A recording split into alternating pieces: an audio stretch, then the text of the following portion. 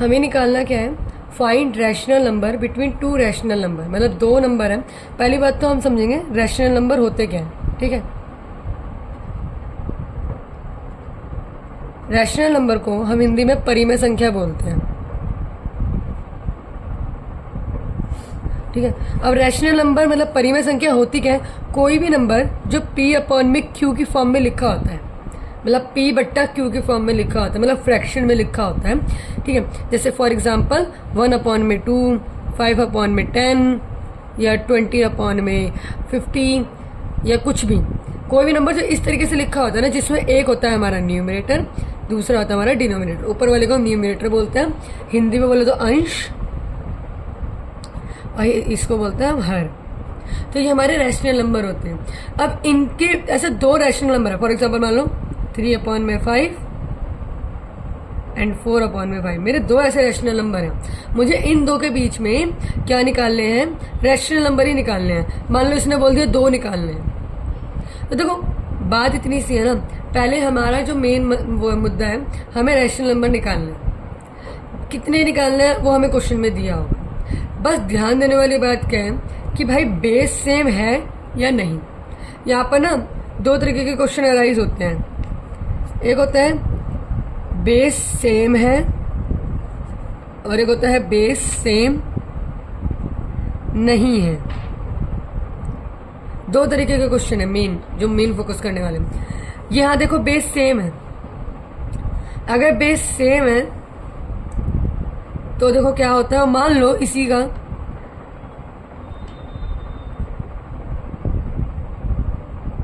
Base same नहीं है तो क्या होगा। अगर बेस सेम है तो बहुत इजी क्वेश्चन है, क्या करना है, सिंपल सी बात है। हमारे को जितने भी नंबर निकालने हैं, मान लो 2 नंबर निकालने हैं ना, 2 निकालने हैं, 2 में 1 प्लस कर दो, कितना हो जाएगा, 3 हो जाएगा, ठीक है। अब इनके ऊपर नीचे न्यूमरेटर डिनोमिनेटर में ना दोनों तरफ हम 3 मल्टीप्लाई कर देंगे, ठीक है।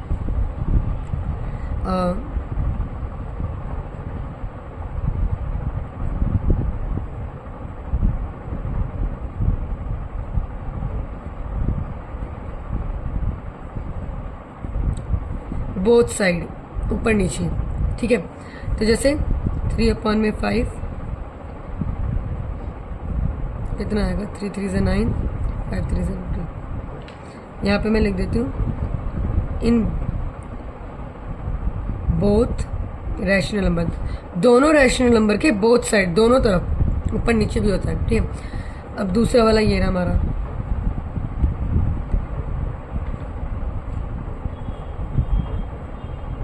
अब ये नंबर क्या आ गया हमारा, 9 15 और 12 15। अब क्या 9 और 12 के बीच में नंबर होते हैं, हाँ 10 11 होते हैं कि नहीं होते हैं। तो ये 9 15 और 12 15 इसके बीच के तो नंबर हो गए ना, ये हमें 2 नंबर बीच में चाहिए थे ना, तो ये आ तो गए 2 नंबर बीच में। आ रही नहीं मेरी बात समझ में, क्या करना है, अगर बेस सेम होता है, बेस सेम है तो कुछ नहीं करना है, जितना नंबर निकालने के लिए बोला है ना उसमें 1 ऐड करके ना, ठीक है, ऊपर नीचे और दोनों इसमें टर्म्स में मल्टीप्लाई कर दो। बट दिक्कत कहाँ आती है, जब हमारा बेस सेम नहीं है। जब हमारा बेस सेम नहीं है तो अब हमें क्या करना है, सबसे पहला काम हमारा होता है कि हमें इसका बेस सेम करना है। बेस सेम करने के लिए क्या करना होता है, ये जो नीचे के जो न्यूमरेटर है, सॉरी डिनोमिनेटर होता है नीचे के जो डिनोमिनेटर है, इनका लेना है एलसीएम।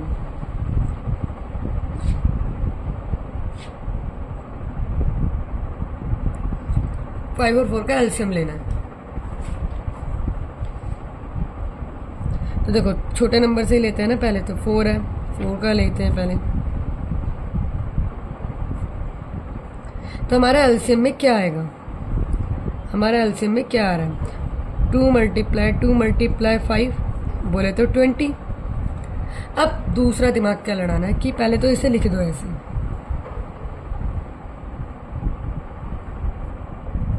अब दिमाग क्या लड़ाना है, ये जो 20 है ना, ये कहाँ से आया, इन दोनों का एलसीएम लेके आया है नीचे वालों का। अगर नीचे वालों का एलसीएम लेकर ही ये 20 आया तो नीचे वाले में ही आपको कंपेयर करना है कि ये किसके टेबल पे कितने पे आता है। डैट मीन्स कि 5 के टेबल में 20 कितने पर आता है, ठीक है। तो 5 के टेबल में 20 आता है 4 पे, तो ऊपर नीचे 4 से मल्टीप्लाई करना। ऊपर वाले को कुछ नहीं करना, ऊपर वाले में क्या है ना, नीचे वाले से चल रहा है जो चल रहा है। मैंने नीचे वालों का ही एलसीएम लिया, नीचे वालों में मैं मैच कर रही हूँ कि कौन किसके टेबल पे आता है, ठीक है। और ऊपर वाले से बस मल्टीप्लाई होगा। 4 के टेबल में 20 कितने पर आता है, 5 पे, तो हम ऊपर नीचे किससे मल्टीप्लाई कर देंगे, 5 से। तो 3 4 से 12 और ये 20, 5 5 से 25 और ये 20। तो देखो बेस सेम हो गया। अब देखो ये ना कॉन्सिडेंस है कि बेस सेम हो गया और साथ इनके बीच में 2 नंबर भी निकल के आ गए। लेकिन अगर नहीं निकल के आते ना तो मेरे को इसके आगे एक नया स्टेप करना पड़ता कि मुझे 2 नंबर चाहिए ना, तो 2 नंबर चाहिए ना, तो 2 में 1 प्लस कर देती हूँ, आएगा 3, फिर मैं ऊपर नीचे 3 से मल्टीप्लाई कर। वैसे तो करने की जरूरत नहीं है, वैसे तो करने की जरूरत नहीं, क्योंकि ऑलरेडी 12 और 25 के बीच में बहुत सारे नंबर हैं। लेकिन तब भी अगर मान लो 2 नंबर निकल के नहीं आते, सिर्फ बेस सेम होता, तो मुझे जितने नंबर निकालने हैं उसमें 1 प्लस करके ऊपर नीचे मल्टीप्लाई करना होता। तो ये कितना हो जाएगा हमारा 36 अपॉन में 16, यहाँ पर भी 16, ठीक है, और ये हमारा 75। अब इनके बीच में यहाँ पर भी नंबर निकल गए थे मेरे, और यहाँ पर तो कितने सारे निकल गए। अब कोई भी 2 नंबर मतलब 37 अपॉन में 16 और 38 अपॉन में 60 भी मैं लिख सकती हूँ। मेन मुद्दा यहाँ पर यह है ना कि बेस सेम होना चाहिए, बेस सेम होना चाहिए। सेम है तो बहुत अच्छी बात है, अगर सेम नहीं है तो सेम करो। 2 रैशनल नंबर के बीच में रैशनल नंबर निकालने के सिर्फ 2 ही टाइप के क्वेश्चन आ सकते हैं, ठीक है। एक क्वेश्चन और देख लो, जैसे कि मान लो मेरे को बोल दिया 3 और 4 है, अब बोल दे इनके बीच में 6 रैशनल नंबर निकालने मुझे।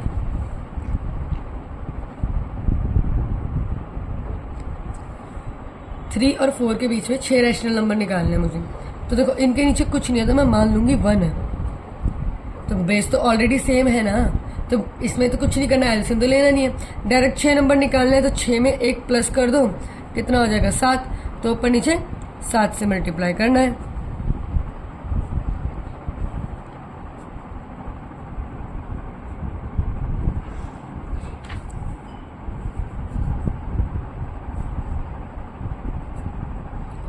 अब 21 और 28 के बीच में 6 नंबर हैं, देखो 22, 23, 24, 25, 26, 27, 1 2 3 4 5 6 हो तो गए 6 नंबर।